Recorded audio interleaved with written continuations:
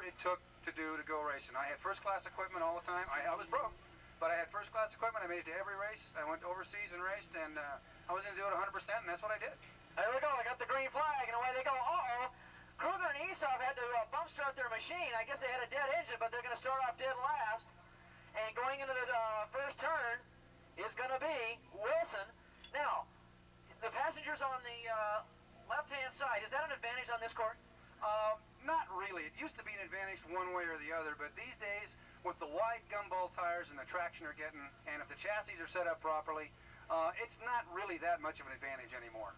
What about if a passenger, and I've seen this happen before at racetracks before, where the passenger might fall off in a slow turn, leave the driver there unaware that there's no passenger there. Would that really upset the handling without that passenger on there? Big trouble. How? Well, the reason the passenger's out there for the first place is to counteract the centrifugal force, to keep the whole bike, the equilibrium of the bike playing. And when he's gone, then your whole weight. I would think so. So, really, the only form of motorsports left where you have two passengers. Oh, we've got a problem with the pretty machine there. What do you suppose the problem with there? That's a shame. Those guys were running really good in practice, too. I don't know what happened. Definitely a mechanical failure. Shoot, that's too bad. We can't afford much attrition when you only got 4 sidecars. Well, 4. We're down to 3 now, and of course that's going to move Kruger and Essaff after that bad start up into 3rd spot as they head around turn number 8.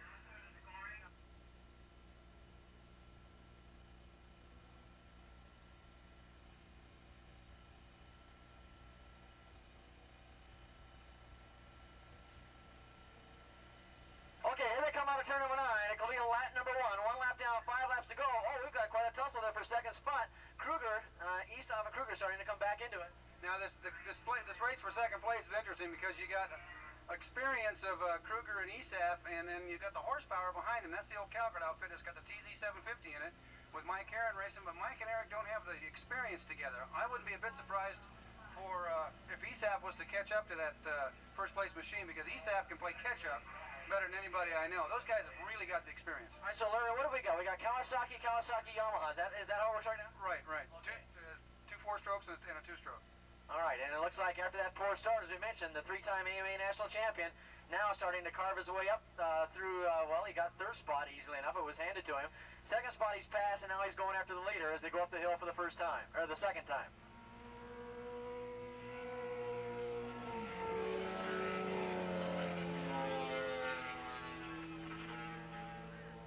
Larry, it's really warming up very nicely here. I just want all the girls to be aware of that. Okay.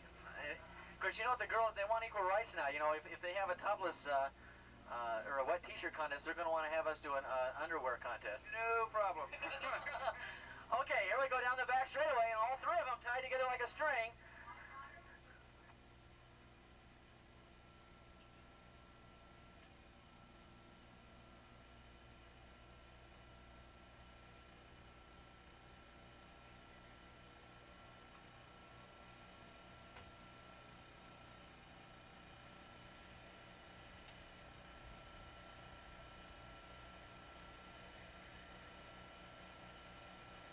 It's going to be side by side here, Larry. Is Essaff Kruger going to take him here, Larry? Well, it looks like the horsepower is about the same. Essaff really came up on him down there. There's Yamaha, Kawasaki. No, this is Kawasaki, Cowie. These are 2 Cowies, the 2-strokes in the 3rd place. The horsepower looks about equal there, but Essaff really came up on him down in turn 9. That's going to develop into a heck of a good race. Okay, here we go. They head around turn number 1 now, going into turn number 2.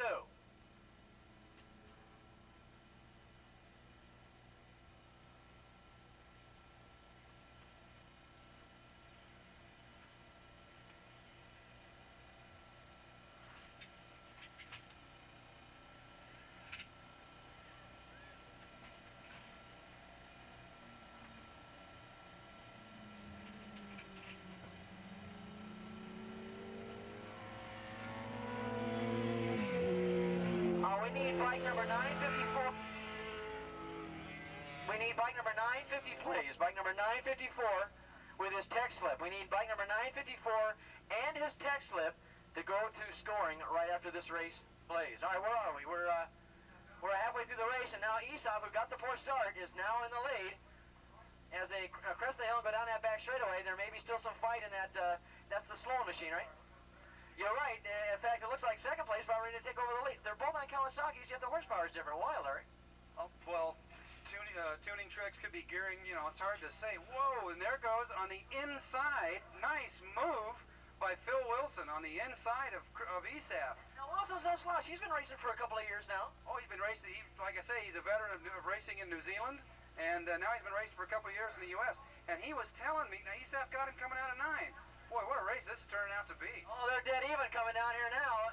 Look at it. It looks like Wilson's got the horsepower on the straightaway, but maybe Essaff and Kruger may be waiting for a last lap. In fact, is this the white flag that came with 2 laps to go, I believe, as they head around turn number 1 again? Not far behind him is the 3rd spot. Right, and another thing that Wilson's got to his disadvantage is Bernie Sloan, his very good friend. This is the first time he's ridden with Phil on that outfit, on this racetrack, so that's a bit of a handicap. They're doing a heck of a job. Does it take a while for a passenger and a driver to kind of meld together here? Really, to do it right, yeah, it does. It takes a little doing, takes some time. You can't, you just can't jump on one the first time out and expect to do well. The driver has to know what the passenger is going to be doing, right? Absolutely. Each rider, the rider and the driver both have to give 100%, and you've got to work well together. And believe me, there's no better feeling in the world than when all that comes together and you get around a racetrack. Concentrate on your job, he can concentrate on his job, and it's really neat. That's what Kruger and Essaff have got that makes them so good. Realistically, not much activity in the States here, but I'll tell you, I've been in Europe where I've seen them there, and I mean, it's state-of-the-art, high-tech stuff over there. They're almost Formula 3 machines. These things really look awesome in Europe. Have you ever been to Europe to see those things? Yeah, I have. I have been to Europe, and the rear-engine sidecars over there with the special-built motors. I was over Europe, and I saw some. I used to race in Europe when I was an amateur, and I met some of my friends who'd gone from amateur to pros, and they were saying that as expensive as it was still fun. But the expense of sidecar racing, is like all racing, is just so high now. You're right. Here we go. I think we're coming down for what? The white flag lap this time around? Did they come out of turn number 9? It looks like it's going to be Essaff and Kruger now, starting to settle into the lead, starting to put the nail in the coffin of the other 2 riders as they come down to get no flag at all this time.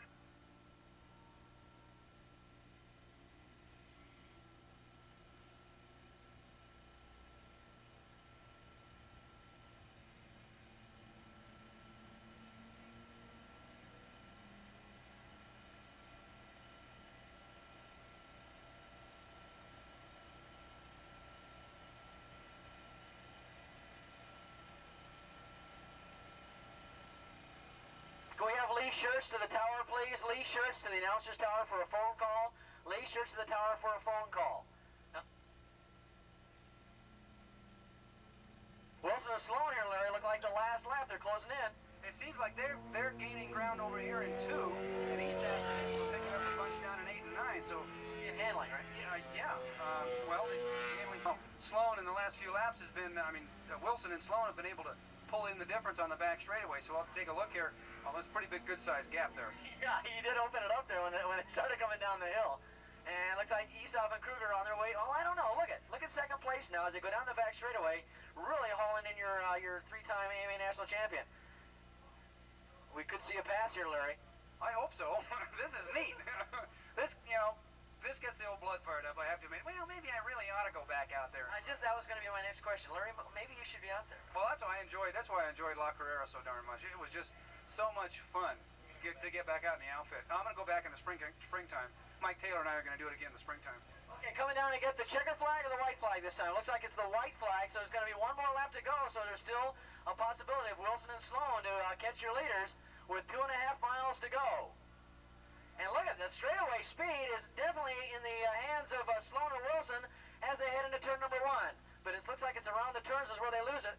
Still not far out of it is the Yamaha. No, those guys are doing really good. They broke a shifter this morning. They had to do some quick welding and quick repairs to get that bike back out on the racetrack.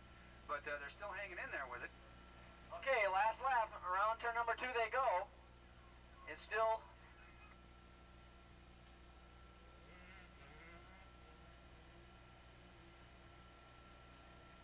Last lap, and it looks from here as though Essaff and Kruger pretty much have things pretty much their own way. We'll see what happens when they go out to 7 and 8. Incidentally, they might be a little, Sloan and Wilson might be a little wary of turn 3 because Sloan fell out there yesterday in practice. Oh, really? What happened? I guess, and we took a little excursion out into the dirt. Okay, well, we're coming up on it. checker flag.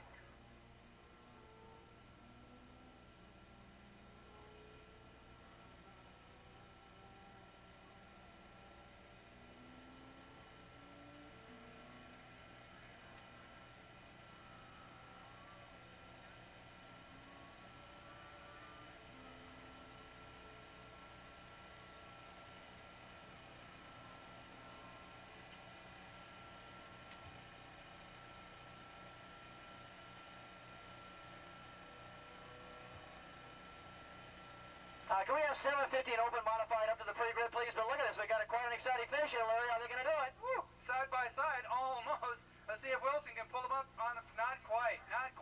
Great. Oh, it was a good race right at the end. It looks like Essaff Kruger led off as they crossed the finish line, and Sloan Wilson went on by him. But that was definitely a close sidecar race. Now, coming down to get third, they kind of drifted back, but they were there most of the time. What sidecar was that? That was the Yamaha. That's the TZ750 Yamaha, right? The one you used to. Right, that's the one I used to race. That was the Calgard outfit. Tell them to get off that machine, get Larry Coleman back on it, and go.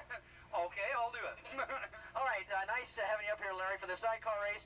And remember, Larry Coleman's got that Calgard Suzuki, that orange and black bike down there in the winter circle. Go on down and take a look at that. A lot of you riders, one of you riders may be going home with that. And, of course, the guy that could be going home on it is sitting in the next room, possibly, Doug Pullen. Okay, here we go for the next race. 750 open modified production up to the pre-grid.